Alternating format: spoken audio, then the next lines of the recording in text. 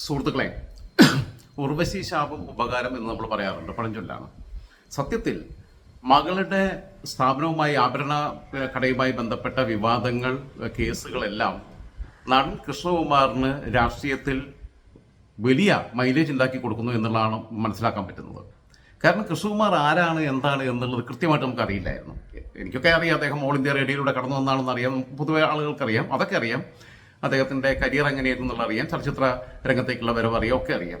അതിനപ്പുറം വളരെ മാതൃകാ പിതാവാണ് അദ്ദേഹം. അദ്ദേഹത്തിന് 5 പെൺമക്കളാണ്. ആ പെൺമക്കളെ അവരുടെ ഇഷ്ടത്തിന് വളർത്തുകയും അവരെ അവർക്കൊരു താങ്ങും തണലുമായിട്ട് നിൽക്കുകയും അനാവശ്യമായി നമ്മുടെ ഖലീൽ ജിബ്രാൻ പറഞ്ഞതുപോലെ your children are not your children, they came through you not from you, give them your care not your thoughts എന്ന് പറഞ്ഞ പോലെ അക്ഷരാർത്ഥത്തിൽ അത് പാലിച്ചുകൊണ്ട് ഉള്ള ഒരു പാരന്റിംഗ് ആണ് അദ്ദേഹത്തിന്റെ ഭാര്യയും ഈ മക്കളെ വളർത്തുന്ന കാര്യത്തിലെല്ലാം സ്വീകരിച്ചിട്ടുള്ളത്.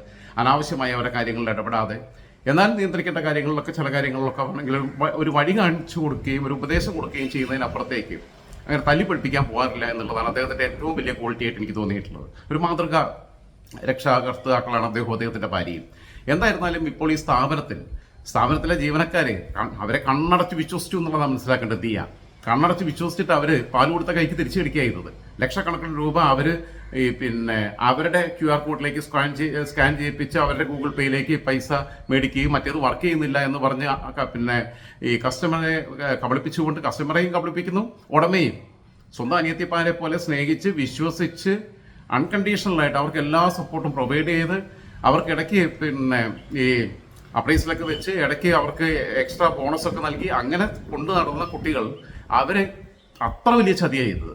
ആ ചതി ചെയ്തിട്ട് ഇവര് പിടിക്കപ്പെടുന്നതാകുമ്പോൾ കേസ് കൊടുക്കുക, എന്നിട്ട് അപ്പം അല്ലെങ്കിൽ അങ്ങനെയാണല്ലോ ജാതിപ്പേര് വിളിച്ച് മറ്റേ വിളിച്ച് മറിച്ച് വിളിച്ചു എന്നൊക്കെ പറഞ്ഞിട്ടുള്ള ഉള്ള കള്ളക്കേസ് മുഴുവൻ ഇവരെ ലോക്ക് ചെയ്യാൻ വേണ്ടി കൊടുത്തപ്പോൾ അവരെല്ലാ പ്രൂഫ് റെഡിയാക്കിയിട്ടാണ് നിന്നിരുന്നത്. അവർ എവിഡൻസ് ഓരോന്നായിട്ട് തിരിച്ചിട്ടു. ഈ പറഞ്ഞ 3 പെരുങ്കള്ളികൾക്ക് ഒന്നും ഇപ്പം പറയാനില്ല. അവർ തന്നെ പറയുന്ന പല വാദങ്ങളും അവർക്ക് തന്നെ ദോഷമായിട്ട് മാറുകയുന്നത്. കാരണം അവർ ഓഡിയോ പുറത്തു വിട്ടതിനകത്ത് എന്താണുള്ള ഒരു ഒന്നുമില്ല. അതേസമയം കൃഷ്ണകുമാറിന്റെ ഫാമിലി വിടുന്ന ഓരോ കാര്യങ്ങൾക്കകത്തും വളരെ സെൻസിബിൾ ആയിട്ടുള്ള പോയിന്റ്സ് ഉണ്ട്. അവർ ഇവരെ ചോദിക്കുമ്പോൾ തന്നെ അവരെ ആക്രമിച്ചു, തടവിലാക്കി എന്നൊക്കെ പറഞ്ഞിട്ടില്ല. ഇവർ തന്നെ സമ്മതിക്കുന്നുണ്ട്, കട്ടു എന്ന് സമ്മതിക്കുന്നുണ്ട്, അങ്ങനെ പറയുന്നുണ്ട്. അവർ തമ്മിൽ സംസാരിക്കുന്ന വീഡിയോയ്ക്കകത്ത് തന്നെ ഉണ്ടല്ലോ, അവർ ഈ ഫോൺ ലൗഡ് സ്പീക്കറിലിട്ട് സംസാരിക്കുമ്പോൾ ഇതിനകത്ത് തന്നെ അവർ നമ്മൾ ആത്മഹത്യ ചെയ്യുന്നു എന്ന് ഭീഷണി പേടിപ്പിക്ക്, എനിക്ക് ആകെ പേടിയാവുന്നു എന്നൊക്കെ പറയുന്നു. അപ്പം ഇവർ പെരുങ്കള്ളിമാരാണെന്നേ. ഇതെല്ലാ സ്ഥാപനം നടത്തിപ്പുകാർക്കും ഇപ്പോൾ ഒരു ഭീതിയായി.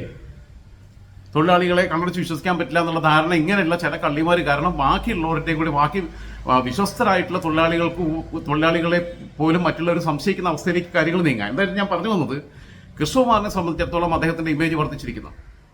അദ്ദേഹം ഒരു സവർണ ഹിന്ദു എന്ന രീതിയിൽ മാത്രമാണ് ആൾക്കാർക്ക് അറിയാമായിരുന്നത്. പക്ഷെ അദ്ദേഹം കഴിഞ്ഞ ദിവസം പറഞ്ഞു, ഞാൻ എൻ്റെ സ്ഥാപനത്തിൽ ജോലിക്ക് വെക്കുന്നത് അവരെ മുക്കുവത്തിമാരില്ലേ എന്നൊക്കെ പറഞ്ഞ് വിളിച്ചു എന്നാ പറയണേ. കള്ളത്തരാണ്, പെരുങ്കള്ളത്തരാന്നുള്ളത് മനസ്സിലായില്ലേ? കൃഷ്ണകുമാർ എന്താ പറഞ്ഞേ? കൃഷ്ണകുമാർ പറഞ്ഞത് ഞങ്ങൾ ജോലിക്ക് വെക്കുമ്പം ജാതിയും മതവും ഒന്നും നോക്കാറില്ല. ഹിന്ദുവാണോ ക്രിസ്ത്യാനിയാണോ മുസ്ലിമാണോ എന്ന് നോക്കാറില്ല. നായരാണോ നമ്പൂതിരിയാണോ മുക്കുവനാണോ ഈഴവയാണോ പട്ടികവർഗമാണോ എന്ന് നോക്കാറില്ല എന്ന് പറയുമ്പം കൃഷ്ണകുമാറിനെ കുറിച്ചിട്ടുള്ള പുതിയൊരു കാരണം പൊതുവെ BJP എന്ന് പറയുമ്പോൾ ആൾക്കാർ കരുതുമല്ലോ, പിന്നെ അദ്ദേഹം നന്നായിട്ട് വെളുത്തിരിക്കുന്ന സുമുഖനാണ്, അപ്പം ഒരു നായർ എന്നുള്ള രീതിയിലാണെന്നുണ്ടെങ്കിൽ അതും അദ്ദേഹത്തിന് ഒന്നും കൂടി ക്ലാരിറ്റി വരുത്താൻ കഴിഞ്ഞു സമൂഹത്തിന്റെ മുമ്പിൽ. ഇതുവരെ അറിയാതിരുന്ന ആളുകൾക്ക് അദ്ദേഹം ഈഴവ സമുദായത്തിലുള്ള ഒരാളെയാണ് വിവാഹം കഴിച്ച അദ്ദേഹത്തിന്റെ ഈ 5 മക്കളുടെ മാതാവായിട്ട് കൂടെയുള്ള പങ്കാളി എന്നുള്ളത് കൂടെ മനസ്സിലാക്കുമ്പം അടുത്ത തെരഞ്ഞെടുപ്പിൽ ഇതുവരെ ഇദ്ദേഹം നായരാണ് എന്ന് കരുതി അവിടെ ഈ നായരും ഈഴവരും ഒക്കെ എന്നൊക്കെ ഉള്ളത് അങ്ങനെയൊക്കെ വോട്ട് ബാങ്ക് ഉണ്ട്. അങ്ങനെ കരുതി വോട്ട് ചെയ്യാതിരുന്ന ആളുകൾക്ക് പോലും ഇനി വോട്ട് ചെയ്യാൻ പോകും. മറ്റേ പ്രസ്താവനയിലൂടെ ഹിന്ദുവാണോ ക്രിസ്ത്യാനിയാണോ മുസ്ലിമാണോ എന്നുള്ളതൊന്നും ഞാൻ നോക്കാറില്ല, ഞങ്ങൾക്ക് അങ്ങനത്തെ വിഷയങ്ങളില്ല എന്ന് പറഞ്ഞപ്പം എൻ്റെ മകള് കല്യാണം കഴിച്ചിരിക്കുന്ന ബ്രാഹ്മണ വിഭാഗത്തിൽ നിന്നാണ്, ബാക്കി പെൺമക്കളെ ആരെ കല്യാണം കഴിക്കുമെന്ന് എനിക്ക് അറിയില്ല എന്നാണ് പറഞ്ഞിട്ടുള്ളത്. കാരണം അതിൽ പോലും കുട്ടികളുടെ കാര്യത്തിൽ അനാവശ്യമായിട്ട് ഇടപെടുന്ന രീതിയിലുള്ള ഒരു പാരന്റിങ് അല്ല അദ്ദേഹത്തിന്റെ ഭാഗത്തു നിന്നുള്ളതാണ്. അപ്പം അങ്ങനെ അത് വേണമെങ്കിൽ നാളെ കല്യാണം കഴിക്കുന്നത് ചിലപ്പോൾ ഒരു ക്രിസ്ത്യാനിയാവാം, ബാക്കി അല്ലെങ്കിൽ മുസ്ലിമിനാവാം, ഒക്കെ ആവാം. അപ്പം അങ്ങനെ ജാതിയും മതമോ അങ്ങനെ സങ്കുചിതമായോ ബോധമോ ഒന്നും ഇല്ലാത്ത ഒരാളാണ് എന്ന് ബോധ്യപ്പെടുമ്പം ജീവനക്കാരെ എടുക്കുന്നിടത്ത് അങ്ങനെ നോക്കാറില്ല എന്ന് പറയുമ്പം ഇദ്ദേഹം സർവ്വസ്വീകാര്യനായിട്ട് മാറാനും തിരുവനന്തപുരം മണ്ഡലത്തിൽ അട്ടിമറി വിജയം നേടാനുള്ള സാധ്യതയുണ്ട് എന്നുള്ളതാണ് ഞാൻ മനസ്സിലാക്കുന്നത്. ഇപ്പൊ കഴിഞ്ഞ തവണത്തെ തെരഞ്ഞെടുപ്പിൽ അവിടെ നിങ്ങൾ ആലോചിക്കേണ്ടത്, കഴിഞ്ഞ തവണ കൃഷ്ണകുമാർ BJPയുടെ സ്ഥാനാർത്ഥി BS ശിവകുമാർ മുമ്പ് മന്ത്രിയായിരുന്നു, MP ആയിരുന്നു, ഒക്കെ ആയിരുന്നു. യൂത്ത് കോൺഗ്രസിന്റെ ജില്ലാ പ്രസിഡന്റ് ആകുമ്പോഴാണ് പാർലമെന്റിലേക്ക് കരുണാകരൻ താല്പര്യം എടുത്ത് പറഞ്ഞയച്ചത്. അങ്ങനെ ആ കരുണാകരന് പാൽ കൊടുത്ത കരുണാകരൻ്റെ കൈക്കാണ് തിരിച്ചു കടിച്ചു. വി എസ് ശിവകുമാർ രമേശ് ചെന്നിത്തലയുടെ പിന്നെ വലങ്കൈയായിട്ടാണ് പിന്നീട് അറിയപ്പെട്ടത്. വി എസ് ശിവകുമാറും പിന്നെ അട്ടിമറിച്ചുകൊണ്ടാണ് പരാജയപ്പെടുത്തിക്കൊണ്ടാണ് ആന്റണി രാജു വരുന്നത്. പക്ഷേ ആന്റണി രാജുവിൻ്റെ ഇമേജ് ഒക്കെ പറ്റ പോയി കഴിഞ്ഞു. ആന്റണി രാജു ഇപ്പം ആൾക്കാർ വിളിക്കുന്നത് ജെട്ടി രാജു എന്നാണ്. കേസിലെ ഒരു പ്രതിയുടെ പിന്നെ കോടതിയിലെ കസ്റ്റഡിയിലുള്ള ജെട്ടി തിരിമറി നടത്തി എന്നുള്ളതിന് ശേഷം അദ്ദേഹത്തെ ആൾക്കാർ ജെട്ടി രാജു എന്നാണ് വിളിക്കുന്നത്. അദ്ദേഹത്തിൻ്റെ ഇമേജ് പോയിരിക്കുക. ശിവകുമാറിന് പഴയ ഇമേജ് ഒന്നുമില്ല. ശിവകുമാർ ചിലപ്പോൾ വരുന്ന തെരഞ്ഞെടുപ്പിൽ പാറശാല മണ്ഡലത്തിലേക്ക് മാറി അവിടെ പ്രത്യേകിച്ചും സി കെ ഹരീന്ദ്രൻ മാറി പുതിയ ഒരാളവിടെ സി പി എമ്മിൻ്റെ സ്ഥാനാർത്ഥിയായിട്ട് വരികയാണെങ്കിൽ ശിവകുമാർ പാറശാല മണ്ഡലത്തിലേക്ക് മാറാനുള്ള സാധ്യതയുണ്ട്. അവിടെ നായർ കമ്മ്യൂണിറ്റി വളരെ പ്രബലമായിട്ടുള്ളൊരു മണ്ഡലമാണ് പാറശാല മണ്ഡലം. ഇവിടെ സുരക്ഷിതമല്ല എന്നുള്ളത് അറിയാം. പിന്നെ ഈ ബാക്കിയുള്ള മുനമ്പം വിഷയങ്ങൾ, പിന്നെ മത്സ്യത്തൊഴിലാളികളുടെ പ്രശ്നങ്ങൾ, ബാക്കിയുള്ള കാര്യങ്ങളൊക്കെ ഉണ്ടാകും. അതൊക്കെ കത്തി നിൽക്കുന്ന ഒരു സമയത്ത് അത്തരം വിഭാഗങ്ങളിൽപ്പെട്ടവരുടെ വോട്ട് കൂടി നിർണായകമായിട്ടുള്ള തിരുവനന്തപുരം എന്ന് പറയുമ്പോൾ മുമ്പ് ശ്രീശാന്തിനെ വെച്ചിട്ട് പോലെ നല്ല വോട്ട് കിട്ടിയതാണ്. കഴിഞ്ഞ തവണ അവിടെ 34,996, അതായത് 35,000-ഓളം വോട്ട് കൃഷ്ണകുമാർ പിടിച്ചു. 41,669 വോട്ട് വി എസ് ശിവകുമാറിനും 48,748 വോട്ട് ആന്റണി രാജുവിനുമാണ് കിട്ടിയത്. അതിന് മുമ്പത്തെ തെരഞ്ഞെടുപ്പിൽ ആന്റണി രാജുവിനെ പരാജയപ്പെട്ടു. ആന്റണി വി എസ് ശിവകുമാറിന് 46,474 വോട്ടുണ്ടായിരുന്നു. അതിൽ നിന്നാണ് ഏകദേശം 5,000 വോട്ട് കുറഞ്ഞത്. ആന്റണി രാജുവിന് അന്നത്തേനേക്കാൾ 13,000 വോട്ട് കൂടുതലും കിട്ടി. ഈ രണ്ട് തെരഞ്ഞെടുപ്പുകളിലും ഒന്ന് ശ്രീശാന്ത് മത്സരിച്ചപ്പോഴും 34,000 ചില്ലാനം വോട്ടുണ്ട്, കൃഷ്ണകുമാർ മത്സരിച്ചപ്പോഴും 34,000 ചില്ലാനം വോട്ടുണ്ട്. എന്നാൽ ലോക്സഭയിലേക്ക് നോക്കുമ്പോൾ നിങ്ങൾ ശ്രദ്ധിക്കേണ്ട വേറെ കാര്യമുണ്ട്. ലോക്സഭയിലേക്ക് നോക്കുമ്പം ഈ കഴിഞ്ഞ തെരഞ്ഞെടുപ്പിൽ അവിടെ 48,000 വോട്ട് ആ നിയമസഭാ മണ്ഡലത്തിൽ നിന്ന് തിരുവനന്തപുരം പാർലമെന്റ് മണ്ഡലത്തിൽ മത്സരിച്ച ശശി തരൂരിന് കിട്ടി. രണ്ടാം സ്ഥാനത്തെത്തിയ രാജീവ് ചന്ദ്രശേഖരന് 43,000 വോട്ട് കിട്ടി.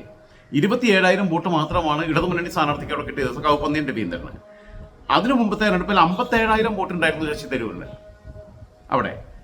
ആ 57,000 48,000 പിന്നെ 9,000 വോട്ട് ചുരുങ്ങിപ്പോയതെന്ന് മനസ്സിലാക്കണം. അതേസമയം ആ 2019 തെരഞ്ഞെടുപ്പിൽ 42,000 വോട്ടുണ്ടായിരുന്ന BJP അത് 43,000 വർദ്ധിപ്പിച്ചു. രണ്ട് തെരഞ്ഞെടുപ്പുകളിലും പിന്നെ ഇടതുമുന്നണിയുടെ ഭാഗമായിട്ടുള്ള CPI സ്ഥാനാർത്ഥികൾക്ക് 27,000-ഓളം വോട്ടാണ് കിട്ടിയിട്ടുള്ളത്. പിന്നെ അവിടുത്തെ പിന്നെ കോർപ്പറേഷനിലെ 26 തൊട്ട് 30 വരെയുള്ള വാർഡുകൾ, അതേപോലെ 40 തൊട്ട് 47 വരെയുള്ള വാർഡുകൾ, ward 59 number ward, 60-ാം number ward, 69 തൊട്ട് 75 വരെയുള്ള വാർഡുകൾ, 77-ാം number ward, 78-ാം number ward, 80-ാം number ward, അങ്ങനെ മൊത്തം 25 കോർപ്പറേഷനിലെ ഡിവിഷനുകൾ ഉൾപ്പെടുന്നതാണ് ഈ മണ്ഡലം. ഈ 25 ഡിവിഷനുകളിൽ 3 എണ്ണമാണ് UDF-നുള്ളത്. 3 ഡിവിഷനാണ് UDF-നുള്ളത്. ഇടതു മുന്നണിക്ക് കോൺഗ്രസ് എസിൻ്റെതും INL-ൻ്റെതും ഉൾപ്പെടെ 11 വാർഡുകളാണുള്ളത്. അതേസമയം BJPക്ക് ഒറ്റയ്ക്ക് 10 പിന്നെ ഡിവിഷനുകൾ അവിടെ അവരുടെ കയ്യിലുണ്ട്. അത് മാത്രമല്ല മേയർ ആര്യ രാജേന്ദ്രൻ്റെ ഈ പിന്നെ അല്പതരങ്ങൾ കാര്യങ്ങൾ അതിനകത്തുള്ള പിന്നെ വിയോജിപ്പുകൾ എല്ലാം കൂടി കത്തി നിൽക്കുന്ന ഒരു സ്ഥലമാണ്. കോർപ്പറേഷൻ ഇലക്ഷനിൽ പോലും അത് നന്നായിട്ട് റിഫ്ലക്ട് ചെയ്യും. ഒരുപക്ഷെ അവിടെ കോർപ്പറേഷനിൽ BJP പിടിച്ചെടുക്കാനുള്ള സാധ്യതയുള്ള ഏറ്റവും ഒരു സാധ്യത കൽപ്പിക്കുന്ന, പാലക്കാട് മുനിസിപ്പാലിറ്റി പിടിച്ചതുപോലെ സാധ്യത കൽപ്പിക്കുന്ന ഒരു കോർപ്പറേഷനാണ് തിരുവനന്തപുരം കോർപ്പറേഷൻ. അങ്ങനെ വരുമ്പം കോർപ്പറേഷൻ കൂടെ പിടിച്ചു കഴിഞ്ഞാൽ പിന്നെ ഒന്നും നോക്കാനില്ല. തിരുവനന്തപുരം ജില്ലയിൽ വല്ലാത്ത അട്ടിമറി ഉണ്ടാവും നിയമസഭാ തെരഞ്ഞെടുപ്പിൽ.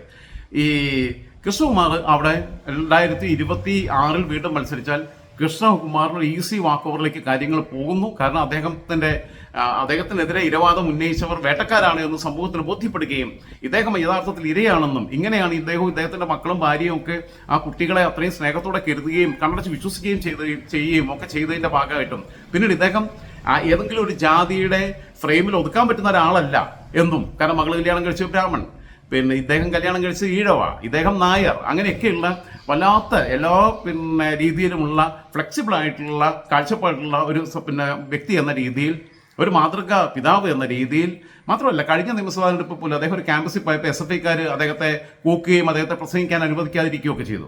അവരുടെ സ്ഥാനാർത്ഥിയൊക്കെ പോയി പ്രസംഗിച്ചു, ആന്റണി രാജുവൊക്കെ.